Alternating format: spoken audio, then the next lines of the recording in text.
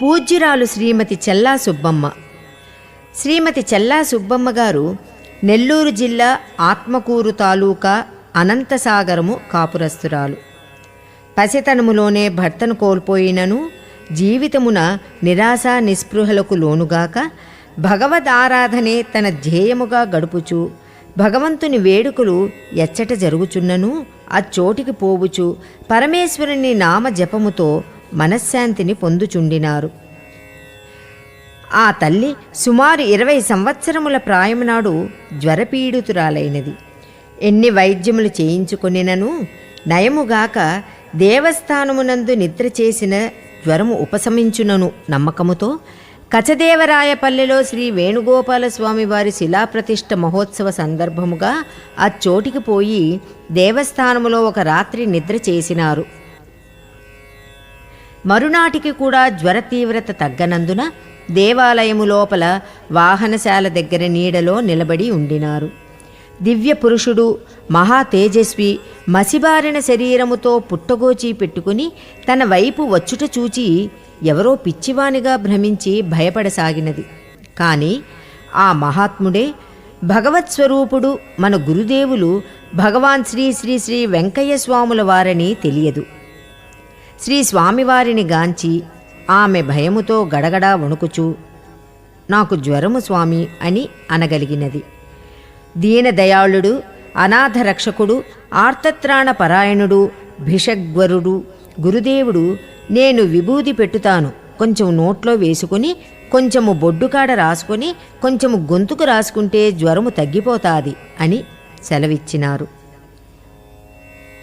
గురుదేవుల ఆజ్ఞను తూచా తప్పకుండా పాటించి కొంత ఉపశమనము పొందిన తదుపరి స్వామి నాకు ప్రశ్న చెప్పండి అని వేడుకొనినది. గురుదేవుల అమాయకంగా అమ్మా పొగాకు వేసుకుని కూడు తినేది తప్పితే నాకు ఏమీ తెలియదు అని సమాధానం ఇచ్చినారు.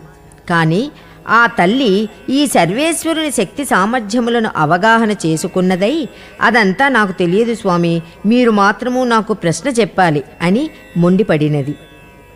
గురుదేవుల మందహాసముతో అట్లాగైతే బొగ్గు తీసుకుని చెక్కల మీద రాసుకోమన్నారు. గురుదేవులు సెలవిచ్చినట్లు చెక్కల మీద గీతలు గీసినారు. తదుపరి సర్వజ్ఞుడు గురుదేవుడు ఆ తల్లికి భూత భవిష్యత్ వర్తమానములను ఆమూలాగ్రముగా తెలిపినారు. అంతా ఆ తల్లి మహానందముతో స్వామి మీరు ఎక్కడుంటారు అని ప్రశ్నించినారు. గురుదేవులు అమ్మ నేను కోటితీర్థము దేవస్థానములో ఉంటాను, ఊరిలోనికి రాను, వేణుగోపాలస్వామి చీటీ వ్రాస్తే ఇక్కడకు వచ్చినాను అని సమాధానమిచ్చినారు. గురుదేవులను స్వామి మీరు అక్కడుంటే ఏమి ఫలితము అని ప్రశ్నించగా శ్రీవారు ప్రతి శుక్రవారము దేవస్థానము పైన గొడుగులు ఎట్లా లేస్తాయో చూద్దువుగాని రామ్మ అని సెలవిచ్చినారు. పుణ్యజీవి శ్రీమతి సుబ్బమ్మ గారు స్వామి మీరు సెలవిచ్చిన ప్రకారము ప్రతి శుక్రవారము వస్తాను గాని ఏట్లో నీళ్లలో రాలేనే అని భయమును వ్యక్తపరిచినారు. భక్తవరదుడు గురుదేవులు అమ్మ వచ్చేటట్లుంటే నేను శోభనాల దగ్గర ఉంటాను, మీరు నిరభ్యంతరముగా రావచ్చును అని హామీ ఇచ్చినారు.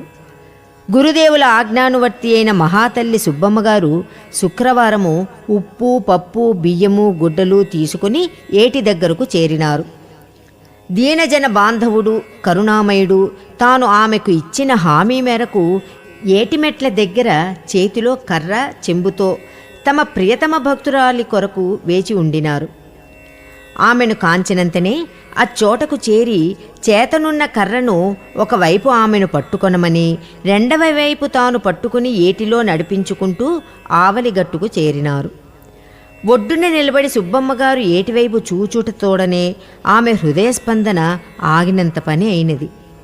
2 నిలువుల లోతున ఏరు నిండు చూలాలిలా చెప్పసఖ్యము కాని ఉరవడులతో ప్రవహించుచుండుట గాంచిన వారై మోకాలి వరకే తడిసిన తన శరీరమును చూచుకుని ఇది అంతయూ భగవత్స్వరూపిణి అనుగ్రహమే కానీ నరులకు సాధ్యపడునది కాదు అని నిర్ధారించుకొనినారు. మనమున ఆ తండ్రిని స్తుతించుకొనుచు పరిసరముల ఉనికినే మరిచిపోయినది. అట్టి సమయమున గురుదేవులు చేతిలో ఉన్న చెంబును ఆమెకు ఇచ్చి ఏటిలో మునిగి చెంబుతో నీళ్లు తీసుకుని రమ్మని సెలవిచ్చినారు. గురుదేవుల ఆజ్ఞను నిర్వహించిన తదుపరి శ్రీవారు ఒడి నిండా పువ్వులు కోసుకొని రమ్మన్నారు. శ్రీమతి సుబ్బమ్మ గారిని గురుదేవులు ఏటి నుండి తీసుకువచ్చిన జలముతో శివాలయము ద్వారము మెట్లను, ధ్వజస్తంభపు అరుగును, తలంబ్రాల మండపమును కడిగి ఒక్కొక్క పువ్వు పెట్టి దండము పెట్టుమని సెలవిచ్చినారు. అలాగే దేవస్థానములో ఉన్న లింగాకారములన్నిటికీ నీళ్లు పోసి ఒక్కొక్క పువ్వు పెట్టమని అనినారు. తదుపరి దేవస్థానము దగ్గర ఉన్న నందీశ్వరుడికి అభిషేకము చేసి పుష్పములు పెట్టి పూజించమని చెప్పినారు. అమ్మణ్ణి దేవస్థానము దగ్గర సింహాకారముగా ఉన్న శిలకు కూడా అభిషేకము చేయించమనినారు. ఈ కార్యక్రమం జరిగిన తదుపరి దేవస్థానము పూజారి విచ్చేయుట తోడనే స్వామివారికి టెంకాయ కొట్టి అభిషేకము చేయించమనినారు. స్వామివారి ఆదేశానుసారముగా క్రమబద్ధములో పూజలు పరిసమాప్తి అయిన తదుపరి వంట చేయగా ఆహారమును గురుశిష్యులు తదితర ఆశ్రితులు తీసుకొనినారు. ఆనాటి రాత్రి సుమారు 12 గంటల సమయమున గుండము చెంతన గురుదేవులు ఒకవైపు, భక్తురాలు మరి ఒక వైపున కూర్చునినారు. గురుదేవులు తన భక్తురాలిని కాంచి పక్కున నవ్వి చేతులకు ఉండేటివి ఏమిటి అని ప్రశ్నించినారు. స్వామి, ఇవి బంగారు మురుగులు అని చెప్పగానే, అమ్మా, బంగారు పెట్టుకునే చెయ్యి ఎంత దానము చేస్తే ఆ పాపము పోతుంది అంటూ కలియుగము గొర్రెదాటు, భగవద్భక్తికి ఒక్కరు రమ్మన్నా రారు, చేపలకైతే అందరూ బుట్టలు ఎత్తుకుని పరుగెత్తుతారు అని గురుదేవులు సెలవిచ్చినారు. ఈ విధముగా ఆ రాత్రి అంతయు భగవత్ సాన్నిధ్యంలో గడిపిన శ్రీమతి సుబ్బమ్మ గారు అప్పటి నుండి ప్రతి శుక్రవారము గురుదేవుల పాదార విందములను దర్శించుకుంటూ పూజించుకుంటూ ఉండేవారు. ఒక శుక్రవారము నాడు యథాప్రకారముగా తీసుకొని వచ్చి వస్తు సామగ్రితో పాటు కొత్త పంచెను గురుదేవులకు అర్పించుకొనుటకు తీసుకొని వచ్చి శ్రీ స్వామివారికి సమర్పించబోయినారు. గురుస్వామి, అమ్మా, ఈ పంచె ఏనాది గుడ్డి ఆయన భార్యకు ఇస్తే ఎల్లువ తొట్టిగా పుణ్యము పొల్లుతుంది అని సెలవివ్వగా గురుదేవుల ఆజ్ఞానువర్తి అయి ఆ పరిసరమునందున ఆమెకు ఇచ్చివేసినారు. ఆ రోజులలో గురుదేవులు ఎవరు చూడకుండా భోజనము చేయుచుండెడివారు. ఒకనాడు మైదుకూరు స్వాముల వారు అచ్చట ఏనాది సంతర్పణ చేస్తూ గురుదేవుల వద్దకు వచ్చి, స్వామి, నా పంక్తిన కూర్చుంటే తప్ప నేను భోజనము చేయను, నా కోరికను మన్నింపుమని వేడుకొనినారు. గురుదేవుల వారి కోరికను త్రోసిపుచ్చక ఆనాడు వారితో పంక్తిలో కూర్చుని భోజనము చేసినారు. భోజనానంతరము మైదుకూరు స్వామి గురుదేవులను అక్షరమిమ్మని వేడుకొనినారు. శ్రీవారు, అక్షరము నాకు తెలియదు అనగానే మైదుకూరు స్వామి, అయితే నేను అక్షరం ఇస్తాను, తీసుకొనుమనినారు. గురుదేవులు అందులకు, అయ్యా, నా చేను పండింది, పరిగచేను ఈటుపోయింది అని సెలవిచ్చినారు. అంతటితో శ్రీ మైదుకూరు స్వామివారు తమ ప్రయత్నమును విరమించుకొని అచ్చట నుండి కదలిపోయినారు. కొన్ని నాళ్ల తరువాత మైసూరు నుండి ఒక స్వామివారు వచ్చి వెంకటరెడ్డిపల్లె దగ్గర ఊరి బయట తెల్లరాళ్ల మిట్ట మీద వసారా వేసుకుని గురుదేవులను ఆహ్వానించి తన వెంట అచ్చోటికి తీసుకుని పోయినారు. కొన్ని నాళ్లు అచ్చట ఉండిన తదుపరి పూజ్యులు శ్రీ చలమానాయుడు గారు గురుదేవులను పెన్నబద్వేలుకు తీసుకుని పోయినారు. శ్రీవారు ఏటి దగ్గర ఉన్న నల్ల కాలువకు కట్టకట్టుచూ ఉండేవారు.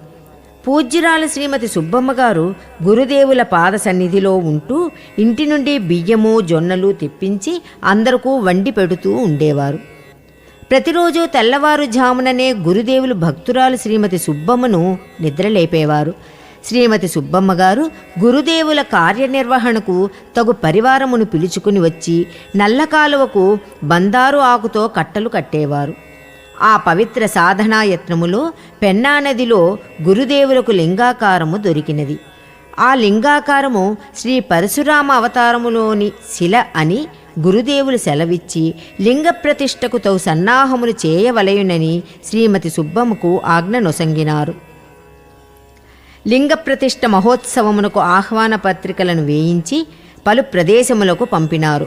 ఆ మహోత్సవమునకు కావలసిన వస్తు సామగ్రి, పళ్ళు, ఫలాలు, పూజా ద్రవ్యములు, పెట్రోమాక్స్ లైట్లు, సంతర్పణకు వలి ఆహార పదార్థములు అన్నింటినీ సమకూర్చినారు. పూజనీయురాలు శ్రీమతి సుబ్బమ్మ గారు గురుదేవులు లింగ ప్రతిష్ఠానంతరము ఆహ్వానితులందరికీ సంతర్పణ చేసినారు. పండ్లు ఫలాలతో ఆదరించినారు.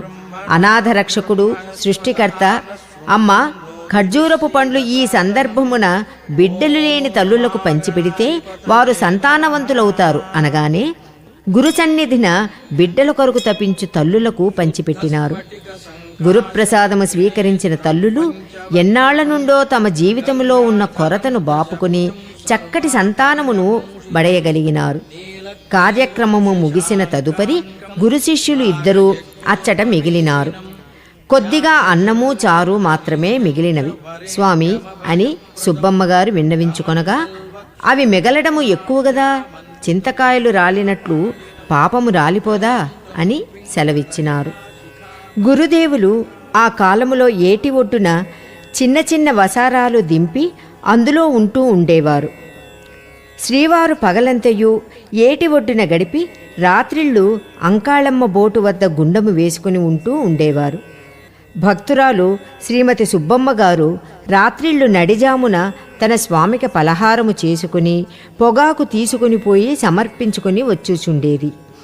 యథాప్రకారం ఒకనాటి రేయి గురుదేవులకు ప్రసాదము పొగాకు తీసుకొని పోగా గుండము దగ్గర నుండి సృష్టికి మూలాధారము అమ్మలగన్న అమ్మ జగజ్జనని కదలివచ్చుచూ ఉంటే సర్పరాజు ముందు పోవుచుండగా దేవస్థానమున ఉన్న అమ్మణ్ణి గుడిలోనికి ప్రవేశించిన దృశ్యమును కనులారా కాంచినది.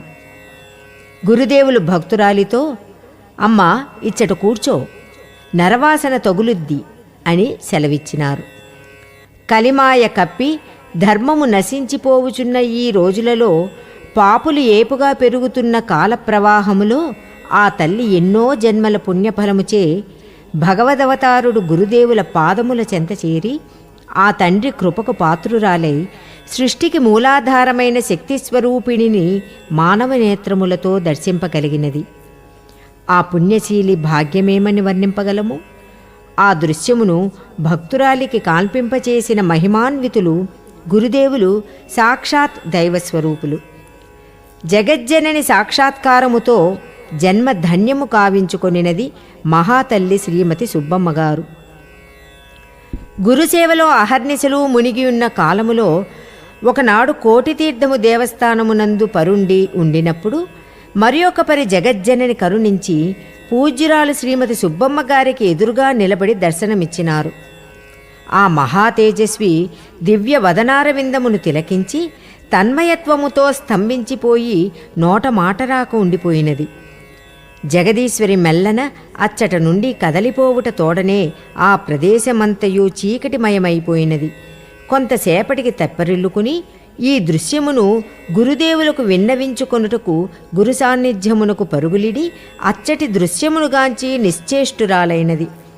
అగ్నిగుండములో శ్రీవారి పాదములు మాత్రమే కణకణమండుచూ ఎర్రగా ప్రకాశించుచున్న దృశ్యమును చూచి భీతి చెంది, అబ్బో, గురుదేవులను ఎవరో అగ్నిగుండములో పడవేసినారు, నాకు ఇంకెవరు దిక్కు అని వాపోవచ్చు ఆందోళనతో వెనుదిరిగి నందీశ్వరుని దేవస్థానములోనికి పోయి నమస్కరించుకొని నిస్సహాయ అయోమయ స్థితిలో అలాగే కూలబడిపోయినాది. కొంతసేపటికి గురుదేవులు మెల్లగా అతి ప్రశాంతముగా మందహాసముతో భక్తురాలి చెంతన చేరి, అమ్మా పొగాకు కాడ పెట్టేనా అన్నారు. గురుదేవుల నుండి పొగాకు తీసుకుని నమిలిన తర్వాత యథాస్థితికి వచ్చినారు శ్రీమతి సుబ్బమ్మగారు.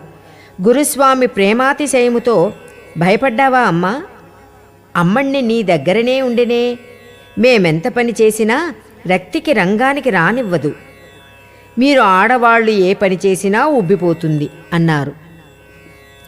ఈ సంఘటన జరిగిన కొన్ని నాళ్లకు ఆమె గురుదేవుల వెంట బ్రహ్మముగారి మఠమునకు పోయినది. దేవస్థానము దగ్గర గుమిగూడి ఉన్న సాధువులు యాత్రీకులను మాకు పూలమాలలు వేయండి, మాకు వేయండి అని వారిలో వారు వాదులాడుకుంటూ ప్రజావాహినిని ఆజ్ఞాపించినట్టుల ప్రవర్తించుచుండిరి. వారిని గాంచి గురుదేవులు వారితో, రాళ్లచేలో గుంటక తోలితే జానకెన్నో బెత్తకెన్నో మూరకెన్నో లెక్క చేయలేరే, కలియుగంలో ఉండేటి మీరు ఏమి లెక్క చేయగలరు అని సెలవిచ్చినారు. గురుదేవులను దర్శించుటతోడనే యాత్రికులందరూ ఒక్కుమ్మడిగా సాష్టాంగ దండ ప్రణామంబులు ఆచరించు కొనసాగినారు. వారిలో కొందరు పుష్పమాలాలంకృతిని చేయుటకు కడు ఉత్సుకతతో ముందుకు రాగా గురుదేవులు వద్దని వారించినారు. వేషభేషజములు లేక సాధారణముగా దర్శనమిచ్చుచున్న ఈ మహానుభావుడు దైవాంశ సంభూతుడు అని శ్రీవారిని స్తుతించినారు. మరి ఒకసారి గురుదేవులు శిష్య బృందముతో పంచలింగాల కోనకు పోయినప్పుడు తన భక్తురాలైన శ్రీమతి సుబ్బమ్మ గారిని తన వెంట బిలములోనికి తీసుకుని పోయి అచ్చటనున్న లింగాకారము దగ్గర నిలబడి, అమ్మా, సిద్ధిరాజు సుబ్బయ్య, సిద్ధిరాజు రామయ్య లింగములో ఐక్యమైపోయినారు. ఇంతవరకు నీవు ఈశ్వరునికి చేసినావు. ఇక నుండి నీవు లక్ష్మణస్వామి వారి మనిషివి, రాముల వారికి సేవ చెయ్యి అని సెలవిచ్చినారు. గురువు ఆజ్ఞను జీవితాంతము అక్షరాలా పాటించినది. గురుసేవలో పునీతురాలైన ఆ మహాభక్తురాలు అనంతసాగరమునందు గురుదేవుల దేవస్థానమును నిర్మించుకుని అహర్నిశలు ఆ తండ్రి ధ్యాసలో ఉంటూ గురుభగవానుని యందు ఐక్యమైపోయినది. ఆ మహామనిషికి ఇవే శతసహస్ర వందనములు.